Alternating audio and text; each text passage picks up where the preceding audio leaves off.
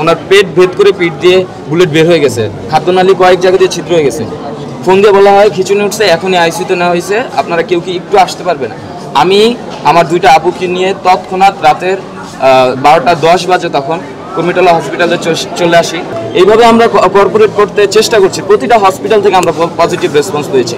শুধুমাত্র এই হসপিটালে কেন এরকম দুর্ব্যবহার বলেন অথবা নেগেটিভ রেসপন্স আসতেছে? এটা আমরা তাদের সাথে একটু কথা বলে নিই, ঠিক আছে? গতকালকে আমরা তো কথা বলেছি, তারা আমাদেরকে আশ্বস্ত করেছেন যে তারা শতভাগ সাপোর্ট আমাদেরকে দেবেন। প্রতিটা কনভারসেশনের ভয়েস রেকর্ড এটা আমাদের কাছে একটু সেভ করে রাখতে। এখানে শেখ হাসিনা যারা দোষর আছে তাদেরকে শাস্তি আজ হোক কাল হোক আমরা নিশ্চিত করবই করবো। অবশ্যই আমাদের কাজ হচ্ছে আমাদের শিক্ষার্থী ভাইদেরকে সুস্থ করে নেওয়া, যারা আহত হয়েছে তাদেরকে সুস্থ করে দেওয়া। আমরা ওই ডকুমেন্টেশনটা রেডি করে শুধুমাত্র একদম ডিরেক্টর বরাবর দিয়েছিল যে আপনাকে এটা করতে হবে। ডিরেক্টর কিন্তু কালকে কমিটমেন্ট দিয়েছে যে এই হসপিটাল থেকে সম্পূর্ণ ওনাকে ওইভাবে বলা হয়েছে। ছাত্র আমি ভুলে গেছিলেন 5 তারিখে, এটা এখন অপারেশন করা হয়নি, ব্লাড টেস্ট করাইছি, আমার কম্পিউটার নষ্ট হয়ে গেছে, আমাকে ওরা ভর্তি করে না। পরে হচ্ছে যে কালকে আমার টেস্ট পাইলে তারপর আমার ভর্তি করে, আমার চোখের অবস্থা খুব খারাপ, আমি চোখ দেখতে পাই না। সরকারি খরচ হেই নিয়েছে সব, হ্যাঁ সেই দেশে টেস্ট মেশিন আমরা একসাথে থাকলে মনে কি খাবো সেই দিন একটু শুনছি আবেন এই বই রয়েছে বাড়ি কোনো নেই রাজাপুর বরিশাল, হ্যাঁ যাইতেই তো লাগে মনোটা টেনশন নেই, আমরা আছি তো এখানে সবাই। তো অসুস্থ বাউকা দেয়া হয়েছে, এরপরে সবাই দেখে না, এখন ডাক্তার দেখাইতে পারি না, যে কয়টা ঠাস ডাক্তার দেখাইছে, বাড়ি যাবো ঠাই নাই। ভাইয়া এইখানে একটা এনজিও ছিল না? জি জি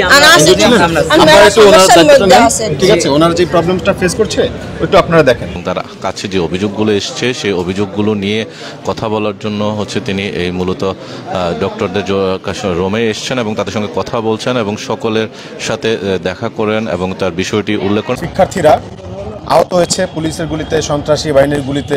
তখন তারা যখন এখানে আসেন তাদের অভিযোগ তখন তাদেরকে ট্রিটমেন্ট ভালোভাবে করানো হয়নি, তাদেরকে ফেলে রাখা হয়েছে 4-5 দিন। এই অভিযোগটা তাদের ছিল।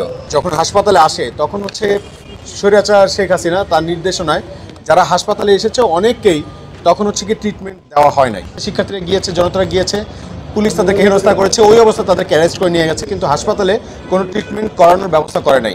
এটা দেখা যায় যে একটা মানবাধিকার লঙ্ঘন করা হয়েছে। এই বিচ্ছিন্ন ঘটনা যাতে না ঘটে, ডাক্তার আর ছাত্র জনতার মধ্যে যাতে কোনো দূরত্ব তৈরি না হয়, যে ডাক্তারের যে মর্যাদা, ডাক্তারের যে মহত্ব, এই মহত্বটাকে নষ্ট করেছে। আমাদের কোনো শিক্ষার্থী ভাই বোন বা কোনো জনতা যারা আহত হয়েছে তারা কোনোভাবে এখান থেকে নিরাশ হয়ে যাতে ফিরে না যায়।